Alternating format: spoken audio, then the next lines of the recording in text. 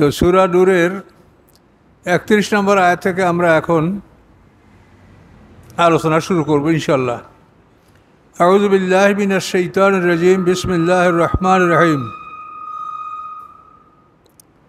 আউযু বিল্লাহি মিনাশ শাইতানির রাজীম, বিসমিল্লাহির রহমানির রহিম। ওয়া কুল লিল মুমিনাতি ইয়াগুদুদনা মিন আবসারিহিন্না। আল্লাহ বলেন, হে রাসূল, আপনি মোমেন নারীদেরকে বলেন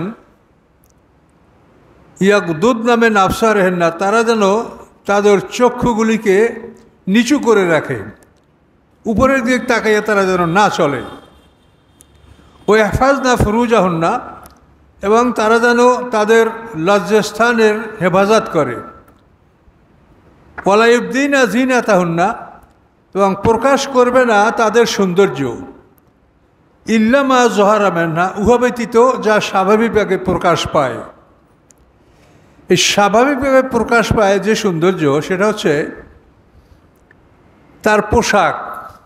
সে পোশাক পরেছে, বোরকা পরেছে, এরপরেও বাহ্যিক দিক থেকে তার একটা সৌন্দর্য দেখা যায়, যে মানুষটা চিকন না মোটা, লম্বা না খাটো, এরকম একটা সৌন্দর্য, একটা দৃশ্য তার দেখা যায়। মা যহারা মিনহা, যেটা প্রকাশ পায়। মা যহারা মিনহা বলতে বোঝায় নামাজে যে অঙ্গটা সতর না। সতর হলো যে অঙ্গটা ঢেকে রাখতে হয়। তো নামাজে যে অঙ্গটা মহিলাদের সতর না, তা হচ্ছে দুই হাতের কবজি, পায়ের গিটের নিচ এবং চেহারা, এটা নামাজে সতর না। তো এইটা ইল্লা মা যহারা মিনহা বলতে এটাকে বোঝাচ্ছে। তো এই অঙ্গ প্রত্যঙ্গ এটা সে প্রকাশ করতে পারবে কাদের কাছে, সেটা বলা আছে যে ওয়ালা ইবদিনা জিনাতাহুন্না ইল্লা মা যহারা মিনহা, যা স্বাভাবিকভাবে প্রকাশ পায়, এছাড়া অন্য সমস্ত অঙ্গ প্রত্যঙ্গ তারা ঢেকে রাখবে। ওয়াল ইয়াদরিবনা বিখুমুরিহিন্না আলা জুয়ুবিহিন্না, এবং তারা স্থাপন করবে তাদের ওড়নাগুলি তাদের বক্ষস্থলের উপরে, বুকের উপরে ওড়না ব্যবহার করবে, জামা বা ফরক যেটা পরে এটার উপরে। ওয়ালা ইবদিনা জিনাতাহুন্না, এবং তারা প্রকাশ করবে না তাদের সৌন্দর্য ইল্লা লিবুলাতিহিন্না, তাদের স্বামী ছাড়া অন্য কারো সামনে, আও আবায়েনা, অথবা পিতাদের সামনে, বাপ দাদা, আও আবায়ে বুলাতিহিন্না, অথবা স্বামীদের পিতাদের সামনে, আও আবনায়েহিন্না, অথবা তাদের নিজদের সন্তানদের সামনে, আও আবনায়ে বুলাতিহিন্না, অথবা স্বামীর সন্তানদের সামনে। স্বামীর সন্তান বলতে তার নিজের পেটের সন্তান না হতে পারে, স্বামীর অন্য স্ত্রীর সন্তান থাকতে পারে। এই স্বামীর সন্তানদের সামনে তারা স্বাভাবিক সৌন্দর্য যেটা, এটা প্রকাশ করতে পারবে, যেমন নাক, কান, গলা, হাত, পা, এটা। আও ইখওয়ানিহিন্না, অথবা তাদের ভাইদের সামনে। ভাই বলতে আপন ভাই, সৎ ভাই, আখিয়াফি ভাই, সকল ভাই মুহররম। আও বানি ইখওয়ানিহিন্না, এবং ভাইদের সন্তানদের সামনে, ভাইদের সন্তান, ভ্রাতুষ্পুত্র।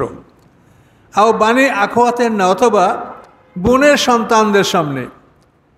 আও নিসাইহিন্না, অথবা নিজদের নারীদের সামনে। নিজদের নারী মানে তাহলে অমুসলিম না, নিজদের নারীদের সামনে সৌন্দর্য প্রকাশ করতে পারবে।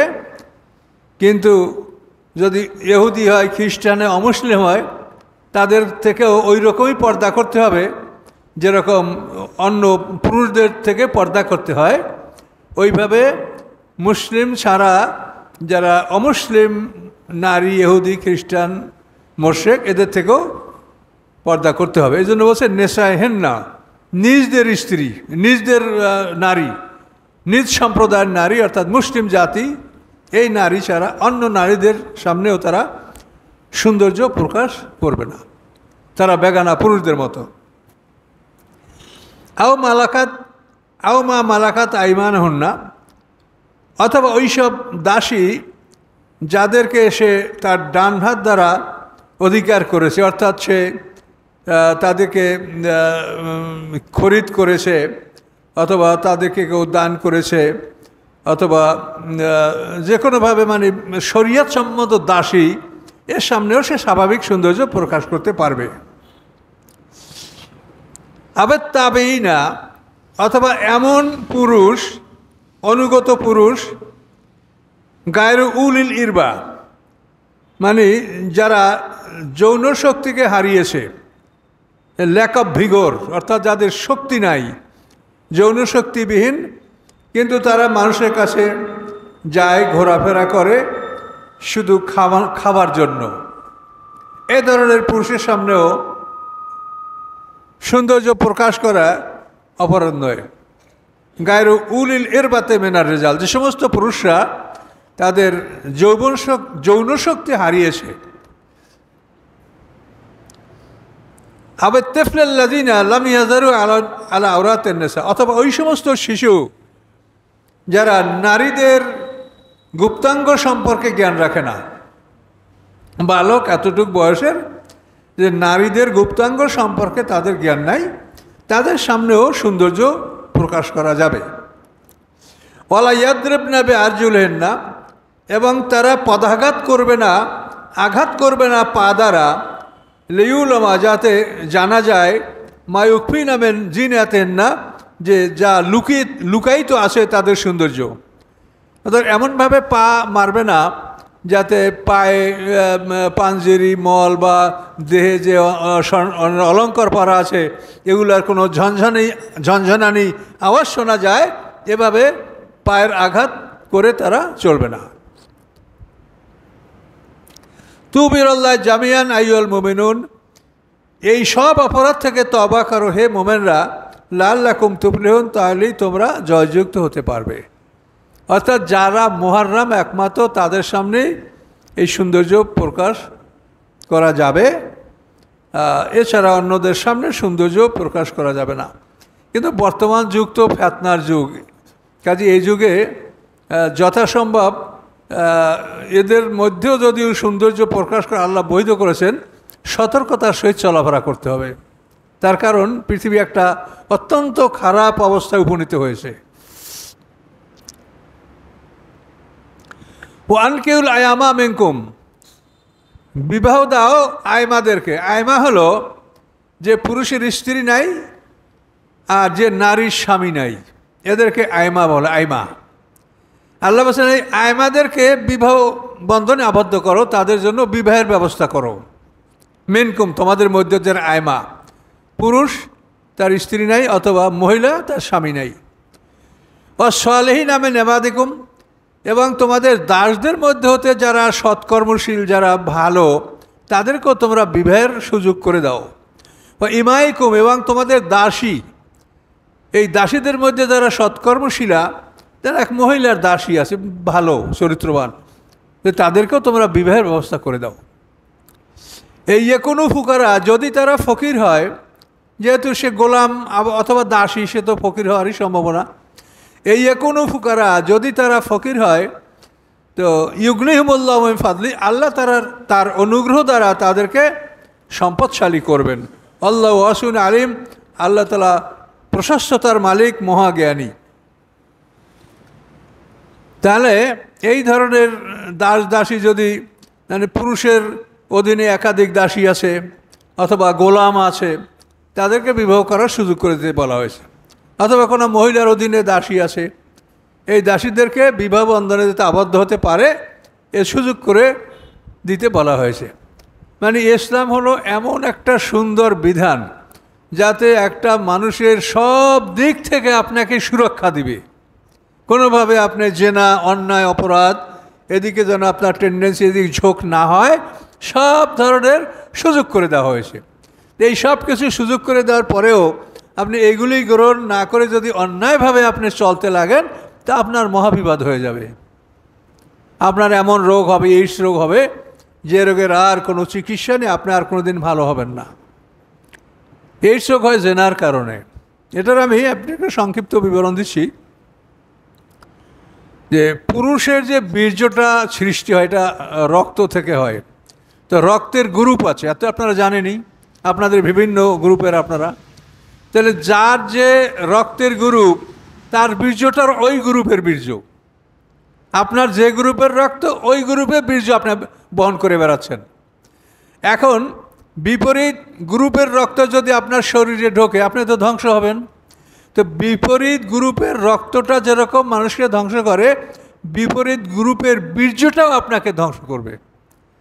কিন্তু রক্তের ব্যাপারটা খুব সাথে সাথে বুঝবেন, আর বীর্যটা এটা তো রূপান্তরিত, এই জন্য এটার অ্যাকশনটা আপনি হয়তো একটু দেরিতে পাবেন, কিন্তু এটা আপনাকে ওইভাবেই ধ্বংস করবে। এই জন্য আল্লাহ তাআলা কোরআন ভাগে বলেছেন ওয়ালা তাকরাবুজ জিনা, যে তোমরা জেনার ধারে কাছেও যেও না। এমন রোগে আক্রান্ত হবে যার কোনো চিকিৎসা তার নাই, তোমরা ধ্বংস হবে। তো এই থেকে আল্লাহ বাঁচানোর জন্য দেখেন মানুষকে কত পরামর্শলা দিয়েছেন। এক মহিলা বিবাহিত, তাকে স্বামী তালাক দিয়েছে ঘটনাক্রমে। এখন তালাক দেওয়ার সাথে সাথে তাকে অন্য স্বামী গ্রহণ করার অনুমতি দেয়নি। কেন? যে তার রেহেমে একটা পুরুষের বীর্য আছে, বীর্যের অ্যাকশন আছে। কাজে 3টা হায়াত যখন হয়ে যাবে তখন ওই মহিলা ওই পুরুষের বীর্যের অ্যাকশন থেকে মুক্ত হবে, তারপর তাকে বিয়ে দাও, তাহলে এদের আর রোগ ব্যাধি হবে না। এই জন্য কিন্তু তালাক হওয়ার পরে 3 হায়াত অপেক্ষা করে দ্বিতীয় স্বামী গ্রহণ করতে বলা হয়েছে। এবং বিবাহের পরে যাদের সাথে দেখা সাক্ষাৎ হয় নাই, গোপন সাক্ষাৎ হয় নাই, এই সমস্ত মহিলাদের ব্যাপারে বলা হয়েছে যে এই অবস্থায় তালাক হলে বিবাহ হয়েছে কিন্তু গোপন সাক্ষাৎ হয়নি, তাহলে তাদের কোনো ইদ্যত লাগবে না। কথা বলতে পারছেন? এটা পরিষ্কার করে আয়াতগুলো বলে দেওয়া আছে। তাহলে একটা মানুষের সুরক্ষার জন্য আল্লাহ তাআলা যা কিছু দরকার সব কিছু কোরআনে বলে দিয়েছেন, কিন্তু আমরা কোরআন থেকে দূরে। কোরআনের কথাগুলি আপনাদের কাছে একটু কঠিন লাগবে এই জন্য যে এটা আপনারা ছোটোবেলা থেকে শুনে অভ্যস্ত না, এটা নতুন লাগতেছে। কেন আপনারা সেখানে ওয়াজ শুনে একাবে কানবেন, হাসবেন, আনন্দ করবেন, কানে সুখ লাগবে, এগুলোই তো হলো ওয়াজ। আর না হলে বক্তা সাহেব আরেকজনের সমালোচনা করবে, আরেকজনকে ফতুয়া দিবে, এগুলো হলো ওয়াজ। কিন্তু এই কোরআনের কথা এটা কিন্তু খুব কমই আপনার জীবনে শুনতে পেয়েছেন। এই জন্য আমরা আলেম সমাজ আমরা আল্লাহর কাছে দায়ী থাকবো যে আমরা কেন মানুষকে কোরআনের কথা আমরা কেন শোনাচ্ছি না, অথচ এইটা শোনানো আমাদের জন্য আল্লাহ ফরজ করে দিয়েছিলেন, ছোটোখাটো ব্যাপার না। রাসূলের পরে পুরো কোরআন প্রচার করা ফরজ ছিল, তিনি ইন্তেকাল করার পরে এইটার ফরজ আলেমদের উপরে। আমাদেরকে আল্লাহ তাআলা আসমানি কিতাবের ওয়ারিস বানিয়েছেন, পরিষ্কার কোরআনে বলা আছে, হাদিসেও আছে। তো এখানে এই আইনগুলি আপনি জানতে পারলেন যে আল্লাহ তাআলা মানুষের সুরক্ষার জন্যই এই আইনগুলি করেছেন, যে তালাক হওয়ার সাথে সাথেই বিবাহ নয়, তার ইস্তেবরা অর্থাৎ তার মানে স্ত্রী অঙ্গ, তার যোনি, এটা পবিত্র হওয়ার জন্য 3 হায়াত পর্যন্ত তাকে অপেক্ষা করার পরে অন্য স্বামী গ্রহণ করতে হবে। এগুলি সাবধানতার জন্য, যাতে কোনো রকম একটা মানুষ অসুস্থ না হয়।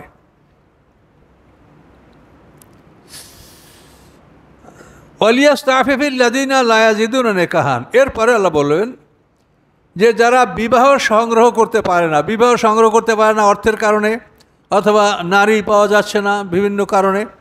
আরব দেশে তো কন্যা সন্তানদেরকে জ্যান্ত কবর দেওয়া হতো, এই জন্য নারীদের সংখ্যা কম থাকাটাই এটা স্বাভাবিক।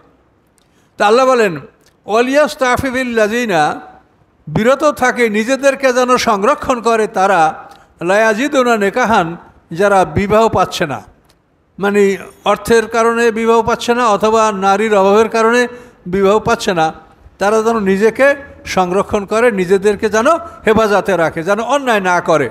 হাত্তা ইগনিহিমুল্লাহ মিন ফাদলি, যতক্ষণ না আল্লাহ তাআলা তার অনুগ্রহ থেকে তাকে সম্পদশালী করেন। আল্লাহ তাআলা তার অনুগ্রহ থেকে দিবেন, তার কোনো অভাব নাই, কাজেই অপেক্ষা করতে হবে, এটা আল্লাহর পরীক্ষা। তোমার সম্পদ নাই, তুমি এখনই বিবাহ করো না।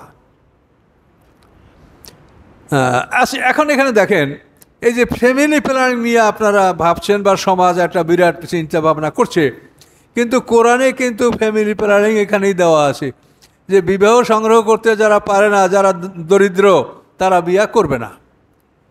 আপনি বিয়ে করলে স্ত্রীকে খাওয়াতে পড়াতে পারবেন না, সন্তান হলে তার লালন পালন করতে পারবেন না, শিক্ষার ব্যবস্থা করতে পারবেন না, এমন অবস্থা আপনাকে আল্লাহ বিবাহ করতে নিষেধ করেছে। আর দেখেন সমাজের এই শ্রেণীর লোকেরাই সবচেয়ে বেশি বিয়ে করে। যে বউ রাস্তায় কাজ করে, রাজের যোগানদাতা কাজ করে, তো এই সমস্ত স্ত্রীরা কাম করে আর উনি বসে বসে বিয়ে করে।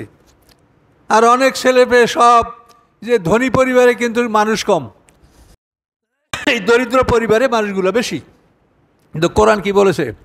যে বিবাহের সঙ্গতি যাদের নাই তারা বিবাহ থেকে বিরত থাকবে। এ হলো এক প্ল্যানিং। 2 নম্বর প্ল্যানিং আল্লাহ কোরআন পাকে বলেছেন, ওয়াল ওয়ালিদাতু ইউরদিনা আওলাদাহুন্না হাওলাইনে কামিলাইনে। মায়েরা তাদের সন্তানদেরকে পুরা 2 বছর দুধ পান করাবে। তাহলে আপনি পুরা 2 বছর যদি সন্তানকে দুধ পান করান, একটা কচি বাচ্চা, তার কোনো শক্তি নাই, কিছু নাই, দুর্বল, অসহায়, আল্লাহ বলছেন তাকে 2 বছর তুমি দুধ পান করাবে। এখন 2 বছর যদি দুধ পান করাতে হয়, তো 2 বছরের মধ্যে লক্ষ্য রাখতে হবে আপনার স্ত্রী যেন গর্ভবতী না হয়। গর্ভবতী হলেই তার বুকের দুধ বন্ধ হয়ে যাবে। তাহলে এখন যদি আল্লাহর হুকুম আপনি মানেন, 2 বছরে আপনার স্ত্রী গর্ভবতী হবে না। 2 বছর সন্তান দুধ খাওয়ার পরে যদি সে গর্ভবতী হয়, তো 3 বছর পরে একটা সন্তান হবে। তাহলে একটা প্ল্যানিং না? এভাবে সন্তান ভালোভাবে ওই আগের ছেলেটা পরের ছেলেটাকে কোলেও নিতে পারবে, মানে একটা সমস্যা সৃষ্টি হবে না। তো এইসব কথাগুলি যে আল্লাহ সুন্দর করে বলে দিয়েছেন, এগুলিতে আপনাদের প্ল্যান হয় না। কিন্তু এখন যে প্ল্যান হচ্ছে, তো এই প্ল্যান যাদের দরকার তারা তো এই প্ল্যান ব্যবহার করে না, এই প্ল্যান ব্যবহার করে প্ল্যান যাদের দরকার না তারা। দেখেন সমাজের অবস্থা তাই কিনা। এই জন্য কোরআনকে বাদ দিয়া মানুষ নিজেদের বুদ্ধিতে যে চলে এবং সমাজকে পরিচালনা করে, তাদেরকে আল্লাহ কী বলছেন? অমান লামিয়াকুম বিমা আনজাল্লাহু ফাউলাইকুমুল কাফিরুন ফাসিকুন জালিমুন। যে আল্লাহর বিধান অনুযায়ী যারা মানে বিচার ব্যবস্থা করে না, আইন কানুন মানে পরিচালনা করে না, তারা কাফের, ফাসেক, জালেম। তাহলে আপনার নামাজ দিয়ে কি হবে? যে মালিক সে যদি বলে এই কাজ না করলে তুমি কাফের, তাহলে আপনি নামাজ পড়ি আর ইবাদত করে বসে যাবেন? আপনার কোনো অধিকার আছে? কোরআনে আল্লাহ বলছেন যে এতিমকে যারা ধমক দেয়, মিসকিনকে খাদ্য দেওয়ার ব্যাপারে যারা প্ল্যান প্রোগ্রাম করে না, তারা আমার দিনকে অস্বীকার করে। তাহলে আপনি ফকিরকে এক মুঠো দান করতে আপনি রাজি না? কীভাবে এতিম মিসকিনকে খাওয়াতে হবে তার ব্যবস্থা আপনি করছেন না। আপনি সারাদিন রাত নামাজ পড়ছেন, আপনার নামাজে আপনাকে ভেস্ত নেবে? নামাজেরই ক্ষমতা আছে? ক্ষমতা কার? সেই মালিক বলেছে যদি তুমি এইগুলি না করো তা তোমার নামাজ, তুমি দিনকে আমার অস্বীকার করছো। তাহলে আসলে যে বিষয়গুলিকে জোর দিতে হবে, সেই বিষয়গুলি আমরা একেবারে টাচই করি না, এর খবরই নেই আমাদের কাছে। আমরা এমন মানে বহাস মোবাহেসা কি রাসূল সাল্লাল্লাহু আলাইহি ওয়াসাল্লাম বাল্যকালে নবী না কবে নবী হয়েছে, এইটা নিয়ে আপনারা ব্যস্ত হয়ে পড়েছেন। কোরআনে আপনাদের পেট ভরে না, কোরআনে পেট ভরছে না। কোরআন কি বলছে? কোরআন সূরা শূরায় দেখেন 52 নম্বর আয়াতে আল্লাহ বলেছেন যে মা কুনতা তাদরি মাল ইমান মাল কিতাব আলাল ইমান, যে আপনি জানতেন না কেতাব কি এবং ইমান কি, আপনারা জানতেন না। আল্লাহ বলছেন তার কোরআনে, এই কোরআন দ্বারা আপনাকে জানানো হয়েছে। তাহলে আপনি বলবেন বাল্যকাল থেকে নবী। তারপরে সূরা ইউনূসের 16 নম্বর আয়াতে সম্ভবত আছে, দেখেন সেখানে আল্লাহ বলছেন, আল্লাহ রসুলকে বলতে বলছেন, আপনি বলেন লাকাদ লাবিস্তু ফীকুম উমরাম মিন ক্বাবলি আফালা তাআকিলুন, তোমাদের মাঝে আমি জীবনের বিরাট একটা অসময় পার করেছি, তোমরা কি জ্ঞান রাখো না? আমি জীবনের 40টা বছর তোমাদের মধ্যে পার করেছি, তখন কি আমি তোমাদেরকে বলেছি যে মূর্তি পূজা করো না, তোমরা নামাজ পড়ো? আমি এগুলো তোমাদের কিছু বলেছি? তাহলে তোমরা বুঝতে পারছো যে এটা আমার কাছে এখন হয়ে আসছে। লাকাদ লাবিস্তু ফীকুম উমরাম মিন ক্বাবলি, আমার জীবনের বিরাট একটা সময় তোমাদের মধ্যে পার করেছি, তোমাদের জ্ঞান নাই?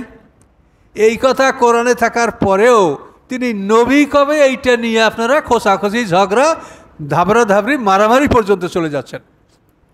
তো কোরআনে যাদের হয় না তাদের আল্লাহ কঠিন বিচার করবেন। কোরআনে পেট ভরে না, কাজেই আপনারা সতর্ক থাকেন। কোরআনে সব কথার ফয়সালা দেয়া আছে।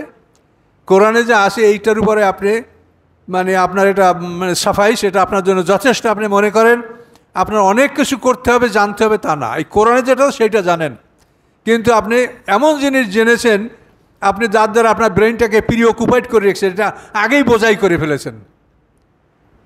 আপনি এমন খাবার খেয়ে আগেই এইটাকে বোঝাই করেছেন যে এখন ভালো খাদ্য ঢুকার জায়গা নাই ওর মধ্যে। এই জন্য জুলাপ নিয়ে ওই মাথার আবর্জনা ফেলে দেন, তারপরে কোরআনে যা আছে সেইটা গ্রহণ করেন, তাহলে ইনশাল্লাহ মুক্তি পাবেন। সমাজে যে কমন সমস্যাগুলি সেটা হলো এই যে আপনাদেরকে সাধারণত বলা হবে যে মাওলানা মোজাম্মেল হক যা বলে সে একাই কি বোঝে, এই যে সব আলেমরা বলছে তারা তো এগুলো কিছু বলে না। তখন আপনারা বুঝবেন যে ঠিকই তো, মোজাম্মেল হক সাহেব একা বলবে, আমরা এটা শুনবো কেন? যারা সব আলেমরা বলে সেটা শুনবো, এটা আপনি এক কথাই আপনি মানিয়ে নেবেন। কিন্তু আল্লাহ কোরআনে কি বলছে জানেন? আল্লাহ কোরআনে বলছে যে নবী রসুলদের তিরোধানের পরে আসমানি কেতাবের ওয়ারিস বানিয়েছি আমি আলেমদেরকে। সূরা ফাতিরের 32 নম্বর আয়াত। সুম্মা আওরাসনাল কিতাব আল্লাযিনা ইসতাফাইনা মিন ইবাদিনা ফামিনহুম জালিমুল লিনাফসি ওয়া মিনহুম মুকতাসিদ ওয়া মিনহুম সাবিকুম বিল খায়রাতি বিইজনিল্লাহ। আল্লাহ নবী রসুলদের তিরোধানের পরে আমি একদল বাছাইকৃত মানুষকে আমি আসমানি কেতাবের ওয়ারিস বানিয়েছি। তাদের প্রথম দলটা জালেম, দ্বিতীয় দলটা মধ্যমপন্থী, তৃতীয় দলটা সৎকর্মে অগ্রগামী আল্লাহর হুকুমে। পরিষ্কার কোরআনের শব্দার্থ, লিটারাল মিনিংয়ের মধ্যে কোনো তাফসীর না এটা। তাহলে এখন আপনারা দেখেন যে আল্লাহ বলছে যে আলেমদের বড় দলটা জালেম, আর আপনাদেরকে বোঝানো হচ্ছে কি এই সব আলেমরা কয়, ওনারা বোঝে না, বোঝে উনি একা। তাহলে তো আপনি বলছেন সব আলেমরা যেটা কয় এটাই তো মানা উচিত। তো এখন আপনি কোরআন না জানার কারণে আপনি কোথায় চলে গেলেন? মরার পরে যখন বিপদ দেখবেন তখন সেই বিপদ থেকে রক্ষা পাওয়ার কোনো কল্যাণ আছে? কাজে সবাই কি বলে এটা না, কোরআন কি বলে সেটা দেখেন। কিন্তু অধিকাংশ মানুষ, সাধারণ মানুষ এটাই, সব আলেমরা এক কথা বলে আর উনি আর এক কথা বলে। তো এখন সব আলেমরা কেন বলবে? এটা কোরআনে আল্লাহ বলে দিয়েছেন যে আলেমদের বড় দলটা জালেম, তারপরের দলটা মধ্যমপন্থী, তারা নিজেরা অন্যায় করে না আর অন্যায় থেকে বাধাও দেয় না, এরা মধ্যমপন্থী। আর 3 নাম্বার যেটা দল, এইটা আল্লাহ বলছেন সাবিকুম বিল খায়রাতি বিইজনিল্লাহ, আল্লাহর হুকুমে তারা সৎকর্মে অগ্রগামী। তো এখন আপনি কোরআন না জানেন তাহলে তো আপনি ওই মৌখিকতার ধোকায় পড়ে যাবেন। সব আলেমরা কি বলে, সব আলেমরা কি বলে এটা আল্লাহ শুনতে বলছে আপনাকে? আল্লাহ তো কোরআনে অন্য যে কথাও বলেছেন, ওয়ান তুতে আকসারা মানফিল আউদি ইউদিল্লুকা আন সাবিলিল্লাহ। হে রাসূল, আপনি যদি অধিকাংশ মানুষের কথা শোনেন তোরা আপনাকে আল্লাহর পথ থেকে বিপত্তি নিয়ে যাবে। ওয়ান তুতে আকসারা আকসার মানে কি? অধিকাংশ। যে আপনি যদি পৃথিবীর অধিকাংশ মানুষের কথা শোনেন ওরা আপনাকে বিপদে নিয়ে যাবে। এই যে আয়াতগুলি আপনি দেখেন স্পষ্ট বলার পরেও আপনারা মনে করেন যে সব আলেমরা এক কথা বলে, আর হুজুররাও সবাই মিলে বলে, যেহেতু তারা ওই যে বড় দলটা তারা ওদিকে আছে, তারা তাদের নিজেদের স্বার্থের জন্য যা করার তাই তারা করবে। তাদের নিজেদের যেগুলা ব্যবসা বাণিজ্য চাকরি বাকরি এগুলা ঠিক রাখার জন্য যা করার তাই তারা করবে, এবং তারা সত্য কথা তারা বলবে না। এটা আল্লাহর কোরআনের কথাটা আমি বানাই বলছি, এটা আপনাদের কাছে আমি বানাই বললে একটা কথা আমার শুনবেন না। কাজে এই জন্য আপনাদেরকে আমরা সতর্ক করছি, আল্লাহর বাণীর থেকে কথা শোনাচ্ছি। জালেম কথাটা কত বড় কথা জানেন? জালেম মানে কি? অল কাফিরুন হুমুজ জালিমুন। ওই আয়াতুল কুরসির মধ্যে একটা আছে না, অল কাফিরুন হুমুজ জালিমুন, আল্লাহু লা ইলাহা ইল্লাহু হাইয়ুন, এর আগের আয়াতটাই অল কাফিরুন হুমুজ জালিমুন। যারা কাফের প্রকৃতপক্ষে তারাই জালেম। এখন আল্লাহ তাআলা যাদেরকে জালেম বলেছেন আপনি কি মনে করেন? কত বড় কথা! এখন এই কথাগুলো যদি আপনারা না জানেন তা আপনারা বিপদে পড়বেন। এই জন্য এই কথাগুলো আমরা বলছি। এই কথাগুলো কিন্তু আমি আমার নিজের কথা বলি যে আমিও এগুলো বলতে আমার লজ্জা বোধ করতো, যে আলেমদের অবস্থাটা এই আল্লাহ বলছে, এটা মানুষকে বললে সাধারণ মানুষ কী বলবে? তাহলে সাধারণ মানুষকে আলেমদেরকে ঘৃণা করবে, এরকম আমার মনেও দুর্বলতা ছিল। কিন্তু আমি দেখলাম যে আল্লাহর কোরআনের কোনো কথা যদি গোপন করা হয় তা আল্লাহ তার উপরে লানাত বর্ষাবেন। ইন্নাল্লাযীনা ইয়াকতুমুনা মা আনজালনা মিনাল বায়্যিনাত ওয়াল হুদা মিন বা'দি মা বায়্যানাহু লিন-নাসি ফিল কিতাবে উলাইকা ইয়ালআনুহুমুল্লাহু ওয়া ইয়ালআনুহুমুল লাঈনুন। যে আল্লাহ যে কথাগুলি কোরআনে স্পষ্ট করে বলে দিয়েছেন, উজ্জ্বল প্রমাণগুলি, এগুলি যদি কেউ গোপন করে তার উপরে আল্লাহর লানাত, সমস্ত সৃষ্টিকুলের লানাত। কাজেই কেতমান, সত্যকে কোনো অবস্থায় গোপন করা যাবে না, গোপন করলেই বিপদ হবে। কাজে এই জন্য আল্লাহ যা বলেছেন সেটা যদি আমার বিপক্ষে বলে থাকেন তাও আমাকে বলতে হবে। আমার বিপক্ষে যদি কথা থাকে সেটা আমাকে বলতে হবে। এটা আল্লাহ কোরআনে অন্য জায়গায় বলেছেন, তুমি সত্য সাক্ষী দাও। তো নিজের বিরুদ্ধে হলেও, পিতামাতার বিরুদ্ধে হলেও তুমি সত্য সাক্ষী দিবে। এগুলো সব কোরআনে বলা আছে। কাজে এই জন্য এই আইন কানুনগুলো দেখেন যে কত সুন্দর আইনের কথা আল্লাহ বলেছেন। তাহলে আপনি বুঝতে পারছেন যে কোরআনে যে প্ল্যানটা বলা আছে এটাও কিন্তু মোটামুটি একটা বিরাট প্ল্যান, যে এভাবে নারী, শিশু এবং জন্ম সংখ্যা নিয়ন্ত্রণ এটার মাধ্যমে করা যাচ্ছে। যে বিবাহের যোগ্য যারা না তারা বিয়ে করবে না, তারপরে সন্তানকে 2 বছর আপনি দুধ খাওয়ার সুযোগ দেবেন, এভাবে কিন্তু একটা বিরতি আপনি মানতে বাধ্য হচ্ছেন আল্লাহর আদেশ অনুযায়ী। এরপর আসেন, ওয়াল্লাযীন ইয়াবতাগুনাল কিতাবা মিম্মা মালাকাত আইমানুকুম ফাকাতিবুহুম ইন আলিমতুম ফীহিম খায়রা। যারা লিখন অনুসন্ধান করে, লিখন অনুসন্ধান করার অর্থ হলো যে সে মালিকের কাছে একটা লিখিত চুক্তি করতে চায় যে কত টাকা হলে মালিক তাকে মুক্ত করে দেবে, আজাদ করে দেবে। এইটা হলো লিখন। এই লিখন যারা অনুসন্ধান করে, মালিকের কাছ থেকে একটা চুক্তিনামা সম্পাদন করতে চায় যে কি হলে আপনি আমাকে মুক্ত করে দিবেন, এরকম যদি কেউ চায়, আল্লাহ বলেন মিম্মা মালাকাত আইমানুকুম, তোমাদের বিধিসম্মত বা আইনসঙ্গত দাস দাসীরা যদি তোমাদের কাছে লিখন দাবি করে, ফাকাতিবুহুম, তোমরা তাদের জন্য লিখে দাও, লিখে দাও যে তুমি আমাকে 10,000 টাকা বা 1 লক্ষ টাকা দিবা, আমি তোমাকে মুক্ত করে দেব, তোমরা এটা লিখে দাও। আল্লাহ বলে ইন আলিমতুম ফীহিম খায়রা, যদি তাদের মধ্যে তোমরা কল্যাণ দেখতে পাও তাহলে যারা লিখন দাবি করে তাদেরকে তোমরা লিখে দাও। আর ও আতুহুম মিন মালিল্লাহিল্লাযী, এবং দাও তাদেরকে আল্লাহর সম্পদ, আল্লাযী আতাকুম, যে সম্পদ আল্লাহ তোমাদেরকে দিয়েছে। তোমাদেরকে যে আল্লাহ সম্পদ দিয়েছে ওটা আল্লাহর, ওর থেকে ওদেরকে দাও, যাতে ওরা লিখন লিখেছে এখন টাকা কোথায় পাবে। কাজেই তোমাদের জাকাত ফান্ড থেকে বা অন্যান্য ফান্ড থেকে তোমরা তাদেরকে টাকা দাও, যাতে ওই লিখন চুক্তিতে যে টাকাটা আছে এটা যেন তারা পরিশোধ করে মুক্ত হতে পারে, এটা তোমরা পরিশোধ করো।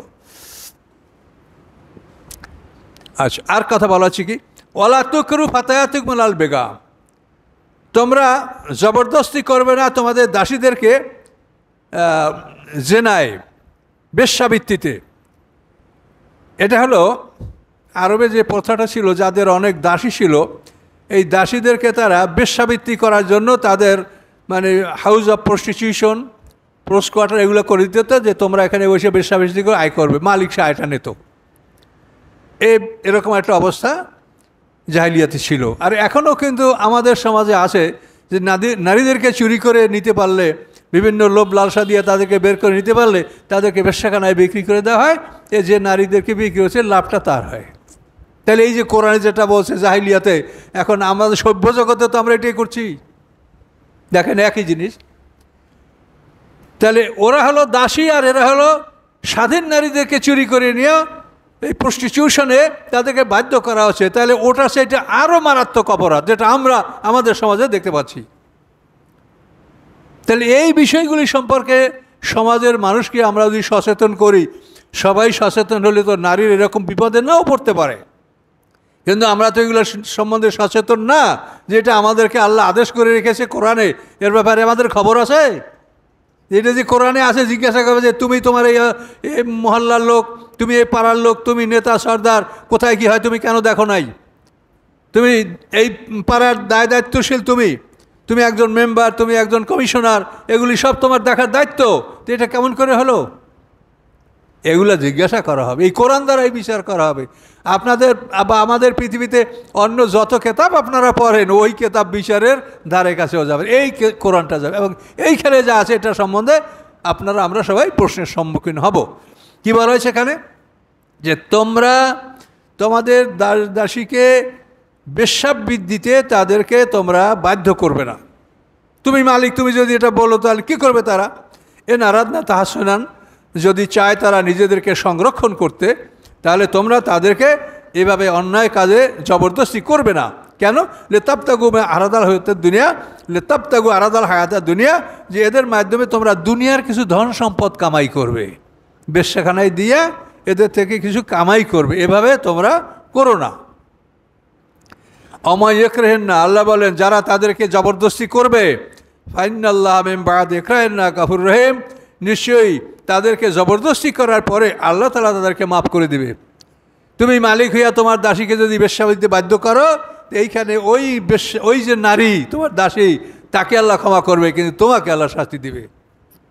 কথাটা আল্লাহ পরিষ্কার করে দিলেন যে তাদেরকে যারা একরাহ করবে, অর্থাৎ তাদের উপরে জুলুম করবে, অত্যাচার করবে, জবরদস্তি করবে, আল্লাহ তাদেরকে ক্ষমা করে দিবেন। তাদের উপরে জেনার বিচার আল্লাহ করবেন না, কিন্তু যারা তোমরা এটা করলে তোমাদের কঠিন শাস্তি দেওয়া হবে। আল্লাহ বলেন ওয়ালাকাদ আনজালনা ইলাইকুম আয়াতিম মুবাইয়িনাত, নিশ্চয়ই আমি নাজিল করেছি তোমাদের প্রতি উজ্জ্বল আয়াতসমূহ। এগুলো উজ্জ্বল আয়াত না, পরিষ্কার দৃষ্টান্ত না? আপনারা বুঝতে পারছেন? তা আল্লাহ বলেন আমি অবশ্যই নাজিল করেছি তোমাদের প্রতি উজ্জ্বল আয়াতসমূহ, মাসালা এবং দৃষ্টান্তসমূহ, মিনাল্লাযিনা তাদের, খালাউ মিন কাবলিকুম যারা তোমাদের পূর্বে চলে গেছে, তাদের দৃষ্টান্ত। তারা আমার অবাধ্য হওয়ার কারণে আমি কিভাবে তাদেরকে ধ্বংস করেছি, এই দৃষ্টান্তগুলি আমি এই কোরআনে তুলে ধরেছি।